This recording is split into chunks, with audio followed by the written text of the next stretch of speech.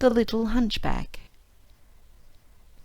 In the kingdom of Kashgar, which is, as everybody knows, situated on the frontiers of Great Tartary, there lived long ago a tailor and his wife who loved each other very much. One day, when the tailor was hard at work, a little hunchback came and sat at the entrance of the shop, and began to sing and play his tambourine. The tailor was amused with the antics of the fellow, and thought he would take him home to divert his wife. The hunchback having agreed to his proposal, the tailor closed his shop, and they set off together.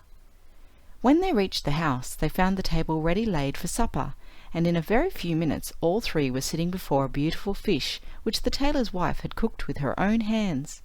But unluckily the hunchback happened to swallow a large bone, and, in spite of all the tailor and his wife could do to help him, died of suffocation in an instant.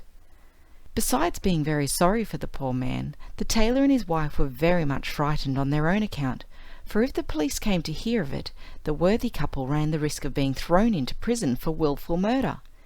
In order to prevent this dreadful calamity, they both set about inventing some plan which would throw suspicion on someone else, and at last they made up their minds that they could do no better than select a Jewish doctor who lived close by as the author of the crime. So the tailor picked up the hunchback by his head, while his wife took his feet and carried him to the doctor's house. Then they knocked at the door, which opened straight onto a steep staircase. A servant soon appeared, feeling her way down the dark staircase, and inquired what they wanted. "Tell your master," said the tailor, "that we have brought a very sick man for him to cure, and," he added, holding out some money, "give him this in advance, so that he may not feel he is wasting his time." The servant remounted the stairs to give the message to the doctor, and the moment she was out of sight, the tailor and his wife carried the body swiftly after her, propped it up at the top of the staircase, and ran home as fast as their legs could carry them. Now the doctor was so delighted at the news of a patient, for he was young and had not many of them, that he was transported with joy. "Get a light," he called to the servant, "and follow me as fast as you can." And rushing out of his room, he ran towards the staircase.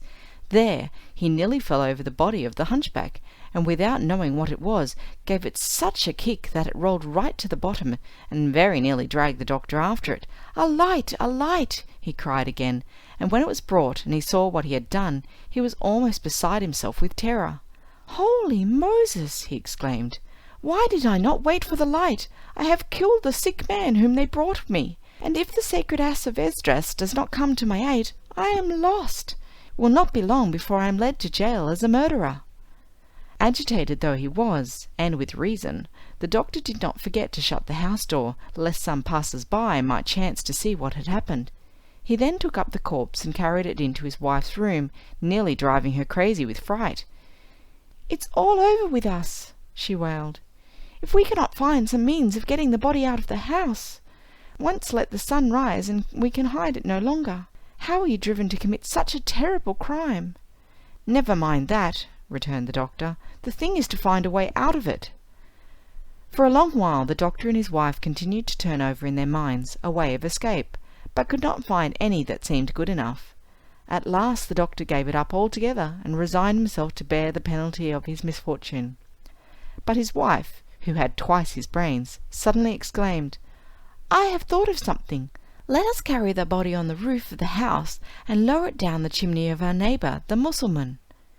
Now this Mussulman was employed by the Sultan, and furnished his table with oil and butter. Part of his house was occupied by a great storeroom, where rats and mice held high revel.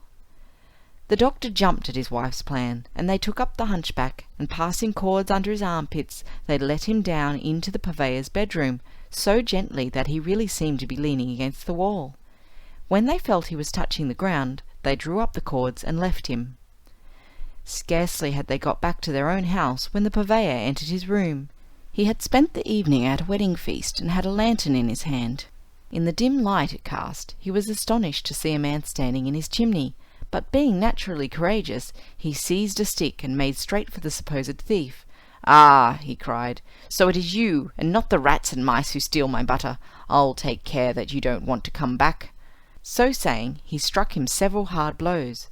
The corpse fell on the floor, but the man only redoubled his blows, till at length it occurred to him it was odd that the thief should lie so still and make no resistance. Then, Finding he was quite dead, a cold fear took possession of him.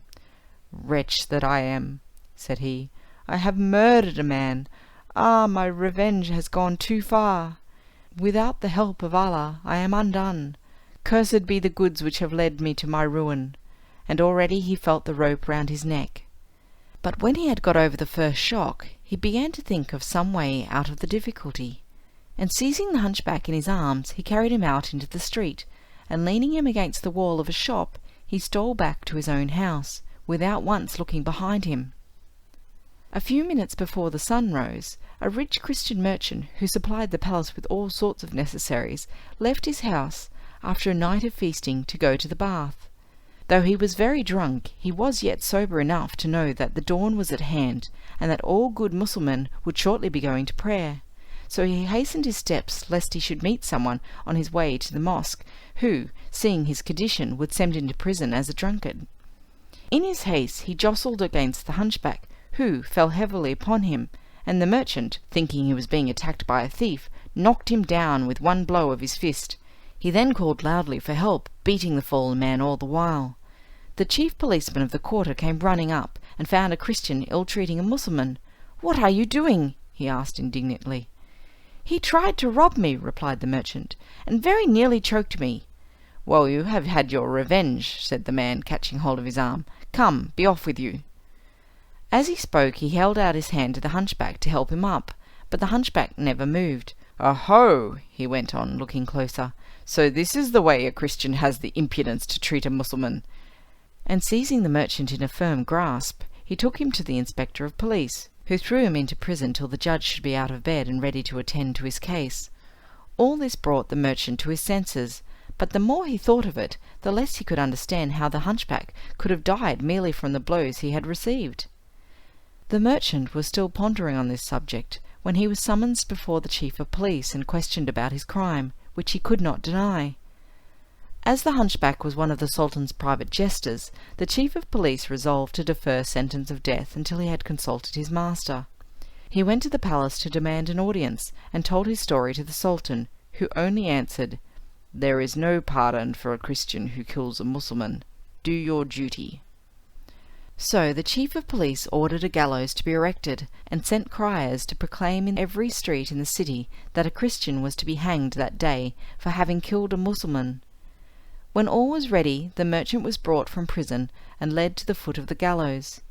The executioner knotted the cord firmly round the unfortunate man's neck, and was just about to swing him into the air, when the Sultan's purveyor dashed through the crowd, and cried, panting, to the hangman, "Stop, stop! Don't be in such a hurry!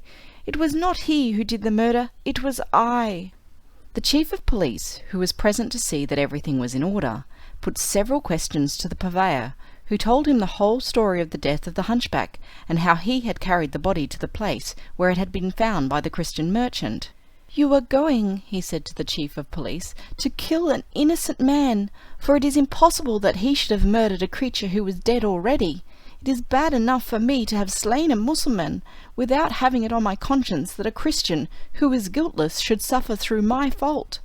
Now the purveyor's speech had been made in a loud voice, and was heard by all the crowd, and even if he had wished it, the chief of police could not have escaped setting the merchant free.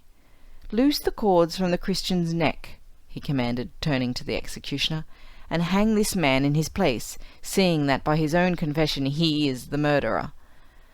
The hangman did as he was bid, and was tying the cord firmly, when he was stopped by the voice of the Jewish doctor, beseeching him to pause, for he had something very important to say.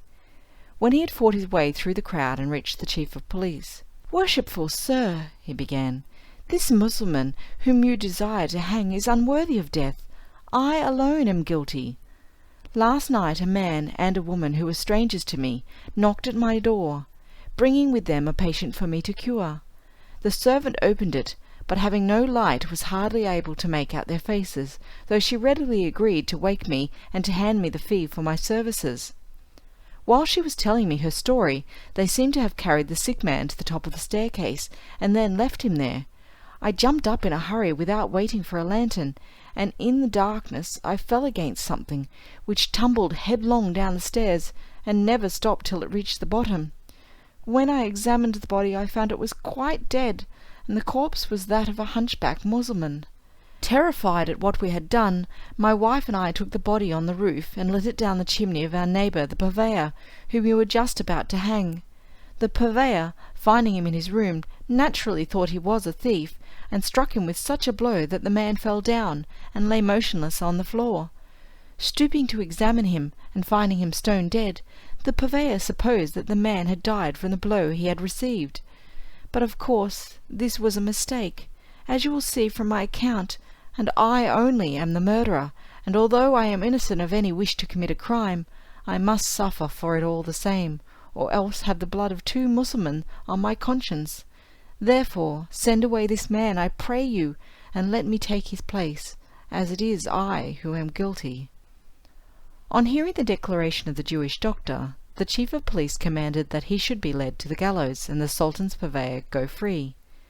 The cord was placed round the Jew's neck, and his feet had already ceased to touch the ground, when the voice of the tailor was heard beseeching the executioner to pause one moment, and to listen to what he had to say.